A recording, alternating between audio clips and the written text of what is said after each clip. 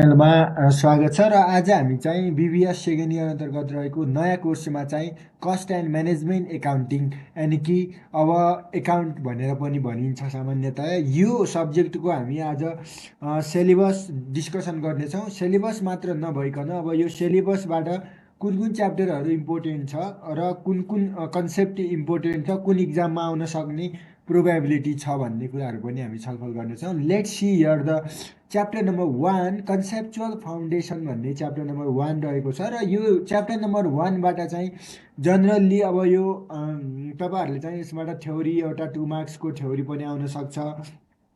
अब meaning, objective, importance र advantage and limitation of cost and management accounting भन्छ। Okay, अब यो कस्ट एन्ड म्यानेजमेन्ट एकाउन्टिङको लिमिटेसन के हो, एडभान्टेज एक नम्बरमा चाहिँ what are the advantages of cost and management accounting पनि सोध्न सक्छ र अब्जेक्टिभ त तपाईँहरूले मोडल क्वेसनमा हेर्नु होला, सोधेकै छ objective of cost and management account. त्यो भएर थ्योरिटिकलको लागि यो इम्पोर्टेन्ट च्याप्टर रहेको छ। त्यसै गरी difference between cost and management accounting, cost र म्यानेजमेन्ट एकाउन्टिङ बिच भिन्नता छुट्याउनुहोस् भनेर यो रहेको छ सिलेबसमा। Limitation of financial accounting, concept and importance of cost and cost भयो। त्यसै गरी हाम्रो cost segregation and estimation, concept and method of cost segregation, cost सेग्रिगेसनको मेथडहरू के हुन् र यसको बारेमा के अवधारणा छ। त्यसै गरी 2 point method, list square method र इस्टिमेसन अफ कस्ट। अब तपाईँहरूले चाहिँ 1 2 3 3 स्टार लगाइदिनु होला, लिस्ट स्क्वायर मेथडबाट हामीलाई चाहिँ अब सोध्न सक्ने सम्भावना छ। त्यही भएर सेग्रिगेसन मेथड पनि ठिक छ, कस्ट सेग्रिगेसन, तर लिस्ट स्क्वायर मेथडबाट अब हाइलो मेथड साथसाथै लिस्ट स्क्वायर मेथड भनौँ न, यो अब तपाईँहरूलाई इम्पोर्टेन्ट छ। त्यसै गरी अब युनिट नम्बर 2बाट एकाउन्टिङ फर मेटेरियल, 1 नम्बर यहाँबाट 5 मार्क्स लेखेर राख्नु होला, 5 मार्क्सको या 10 मार्क्सको न्युमेरिकल आउन सक्ने सम्भावना एकदमै धेरै छ यो च्याप्टरबाट। अब यो च्याप्टरबाट चाहिँ तपाईँहरूले चाहिँ एकाउन्टिङ फर मेटेरियल भन्नेको छ। अब यो मेटेरियलको बारेमा चाहिँ जनरली 10 मार्क्सको, ग्रुप बीको 10 मार्क्सको आउँछ, अनि ग्रुप एमा चाहिँ हामीलाई अब 2 मार्क्सको आउन सक्छ। त्यो भएर यो च्याप्टरबाट 10 मार्क्सको लागि र ग्रुप बीमै 5 मार्क्स पनि आउन सक्छ, दुईवटै च्याप्टरहरूलाई जोइन गरेर, या 5को थ्योरी 5को न्युमेरिकल गरेर पनि आएको छ 2000 तपाईँहरूले 78 सालको योभन्दा अघिल्लो इक्जामहरू र साथै हाम्रो यो टियुले लिएका मोडल क्वेसनहरू हेर्न चाहनुहुन्छ भने त्यहाँबाट पनि यो चाहिँ जनरली आउने गर्छ।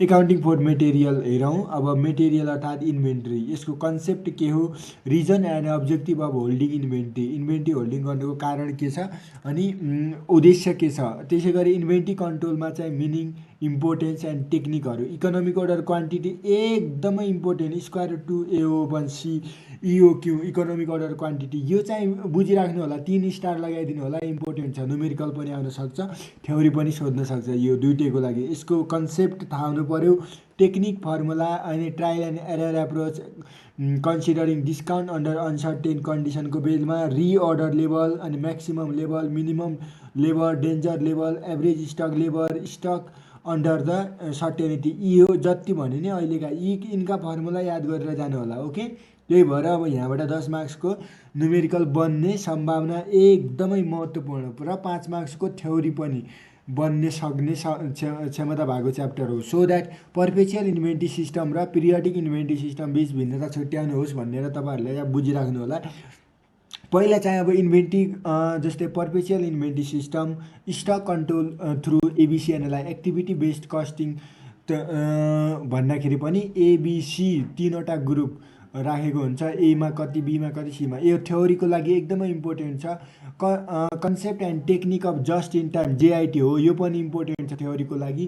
त्यसै गरी एडभान्टेज र लिमिटेसनहरू, जेआइटी हुनुको जस्ट इन टाइम भनेको चाहिएको समयमा हामीले इन्भेन्ट्रीहरू मगाउन सकिन्छ, त्यसलाई भन्छ जेआइटी। त्यो भएर यो पनि इम्पोर्टेन्ट रहेको छ। र च्याप्टर नम्बर 3 हेर्न सक्नुहुन्छ स्क्रिनको अगाडि। Let's see here guys, chapter number 3 accounting for labour cost, labour कस्टको लागि एकाउन्टिङ भनेर भन्छ, यो हेर्नु होला, लेबर कन्ट्रोल पनि भनिन्छ यो च्याप्टरको अर्को नाम। यसमा चाहिँ लेबर कस्ट, यो पनि 10 मार्क्सको न्युमेरिकलको लागि इम्पोर्टेन्ट नै हुन्छ। Labour cost, conceptual need for control of labour कस्टको लागि प्रिमियम प्लान अनि प्रिमियम बोनस स्कम हेल्से र रोन 10 अनि 2 12 मार्क्सको लागि इम्पोर्टेन्ट छ। 2 मार्क्समा 2 मार्क्सको सर्ट नोट सोध्न सक्ने एकदमै प्रोबेबिलिटी भएको च्याप्टर हो। टेलर डिफरेन्सियल अनि पिस रेट सिस्टम भयो, ज्ञान टास्क र बोनस र मोडल क्वेसन हेर्न सक्नुहुन्छ तपाईँहरूले।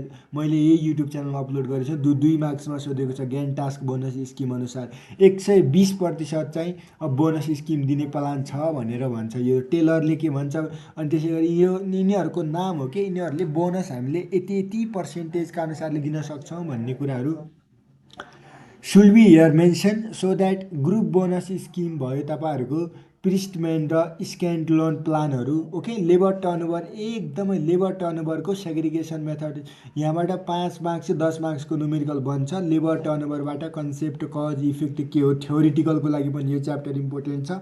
कस्ट अफ लेबर टर्नओभर भन्छ प्रिभेन्टिभ र त्यसै गरी रिप्लेसमेन्ट कस्ट क्यालकुलेसन टर्नओभर रेसियोहरूमा अलि यो च्याप्टर पनि लेबर कन्ट्रोल पनि इम्पोर्टेन्ट च्याप्टर रहेको छ। त्यसै गरी च्याप्टर नम्बर 4 हेर्न सक्नुहुन्छ स्क्रिनको अगाडि। यो चाहिँ हामीलाई अब एकाउन्टिङ फर ओभरहेड कस्ट भन्छ। ओभरहेड कस्टको लागि कसरी एकाउन्टिङ गर्ने त ओभरहेडबाट 10 मार्क्सको न्युमेरिकल लेखेर राख्नु होला। यो पनि वेटेज भएको च्याप्टर हो, एकदमै इम्पोर्टेन्ट न्युमेरिकलको लागि। ओभरहेड कस्ट डिस्ट्रिब्युसनको मिनिङ के हो, प्राइमरी सेकेन्डरी डिस्ट्रिब्युसन, यही प्राइमरी सेकेन्डरी डिस्ट्रिब्युसनमा बेस रहेर चाहिँ डाइरेक्ट मेथडबाट हामीले अब 10 मार्क्सको न्युमेरिकल बनाउन सकिन्छ। ओके, एलोकेसन अनि एपोर्सनमेन्ट हो, कस्ट एलोकेसन र कस्ट एपोर्सन बिच के फरक छुट्याउनुहोस् भनेर पनि थ्योरिटिकल क्वेसन सोध्न सक्ने सम्भावना हुन्छ। त्यो allocation apportionment absorption of overhead, okay, meaning importance र allocation apportionment absorption of overhead based on भोल्युमको आधारमा र एक्टिभिटीको आधारमा। भोल्युमको आधारमा cost and ascertainment of total cost. त्यसै गरी profit under traditional volume based costing टेक्निकबाट पनि सोध्न सक्छ भने। अनि एक्टिभिटी बेसमा चाहिँ तपाईँहरूलाई कन्सेप्ट के छ, लिमिटेसन के छ, ट्रेडिसनल ओभरहेड एब्जर्प्सन सिस्टम के छ, प्रोसिजर अफ एब्जर्प्सन अफ ओभरहेडको प्रक्रिया के छ, activity based costing ABC costing भन्छ जुन टेक्निक भयो, अनि ascertainment of profit under the अब ABC technique, activity based on profitability analysis, okay, benefit limitation of costing सिस्टमको बारेमा यो च्याप्टरभित्र पढ्नुपर्ने हुन्छ। र त्यसै गरी च्याप्टर नम्बर 5 छ कस्टिङ इन डिफ्रेन्ट सिचुएसन, विभिन्न अवस्थामा कस्टिङ कसरी गरिन्छ त। सो द्याट यो चाहिँ 30वटा लेक्चर आवरको रहेको छ। त्यही भएर सर्भिस कस्टिङ, जब अर्डर कस्टिङ, प्रोसेस कस्टिङ र जोइन्ट बाई प्रोडक्ट कस्टिङ 4वटा च्याप्टरहरू रहेको छ, एकदमै इम्पोर्टेन्ट च्याप्टर। जुन प्रोसेस कस्टिङबाट त 15 मार्क्सको न्युमेरिकल आउन सक्ने सम्भावना बढी हुन्छ 1। ओके, जब अर्डरिङ कस्टिङबाट पनि 10 मार्क्सको 5 मार्क्स गरेर 10 मार्क्सको आउन सक्छ। सर्भिस कस्टिङबाट पनि सेम। त्यसै गरी जोइन्ट एन्ड बाई प्रोडक्टबाट पनि थ्योरी 5को थ्योरी 5को न्युमेरिकल 10को आउन सक्ने सम्भावना हुन्छ मोडल क्वेसन अनुसार र पास्टको नयाँ कोर्सको ट्रेन्ड अनुसार मैले भनिरहेको। अब सर्भिस कस्टिङमा चाहिँ जनरली हेर्नु होला, यो सर्भिस कस्टिङमा चाहिँ अब अपरेटिङ, यसको अर्को नाम भनेको अपरेटिङ कस्टिङ पनि भन्छ। अब होटलदेखि लिएर विभिन्न सर्भिस प्रोभाइड गर्ने संस्थानहरूको हामीले खातापाता कसरी गर्ने त हो, त्यही कुरा त हो। कस्टिङ कसरी निकाल्ने हो भनौँ at firstly. Yeah guys the service costing concept र स्कोप अफ अपरेटिङ कस्टिङ भन्छ। हेर्नु, मैले भन्छ अपरेटिङ कस्टिङ, यसको अर्को नाम पनि हो। Preparation of cost seat, cost seat चाहिँ हाम्रो ट्रान्सपोर्ट सर्भिस प्यासेन्जरहरूलाई कति किलोमिटर कति आवर, यो किलोमिटर आवर योवाला पनि तपाईँहरू याद गरेर जानु होला, किनकि सर्ट क्वेसन आइदियो भने क्वेसन गर्नलाई सजिलो हुन्छ। हस्पिटल भयो, होटेल भयो, रेस्टुरेन्ट सर्भिस, यिनीहरूको हामीले अपरेटिङ कस्टिङ कस्ट सिटै बनाउनु पर्छ। कस्ट सिट चाहिँ पहिला रेभिन्यू निकाल्ने, कति रेभिन्यू हुन्छ, कति कमाउन सक्छ, त्यहाँबाट लेस गरेर हामीले के लेस गर्ने, खर्चहरू घटाइसक्यो भने then we will need revenue minus expenses year profitability statement पनि बनिसक्यो। सो द्याट अब जब अर्डर कस्टिङमा चाहिँ हेर्नु होला concept measuring direct material, direct labour र म्यानुफ्याक्चरिङ ओभरहेड, यी 3टै खर्चहरू हुन्। एकाउन्टिङ फर जब अर्डरको लागि preparation of job order cost sheet कसरी बनाउने, म्यानुफ्याक्चरिङ कस्ट सिट कसरी गर्ने, त्यसै गरी determination of cost of good manufacture, अनि त्यसै गरी cost of good sold, computation of unit cost, job order cost servicing, company job भनेको अब यो जब कस्टिङ भनेको के हो भने ग्रुप अफ कस्टिङ। जस्तै अब मैले चाहिँ यो ब्याचमा 20वटा क्लासहरूमा लेक्चर लेक्चर दिन्छु भने अब मेरो लागि 20वटा क्लासहरू म्यानेजमेन्टकोमा दिन्छु र म साइन्समा पनि दिन सक्छु, किनकि मैले चाहिँ फर इक्जाम्पल भन्दाखेरि भने अब बिएससी फिजिक्सबाट ब्याचलर गरेको, अब ब्याचलरको भर्खर 4th इयरको दिएको भनौँ, या ल म ब्याचलर कटाएको भने मैले अब एकाउन्ट पनि पढाउन सक्छु। ल एकाउन्ट किनकि म्यानेजमेन्ट बिबिएस पनि सक्यो, एमबिएस पनि सक्यो भने होइन, अब जस्तै बिबिएस सक्यो अनि उता बिएससी सक्यो। अब बिएससी पढ्नेको एउटा ग्रुप भयो, सेम निड भयो। बिएससीबाट अब साइन्स पढायो भने होइन, म कमर्सका एकाउन्टहरू इकोनोमिक्सदेखि र जे पनि पेल्न सक्छु भने चाहिँ त्यो अर्को ग्रुप भयो। त्यही ब्याच भनेको यस्तै हो के।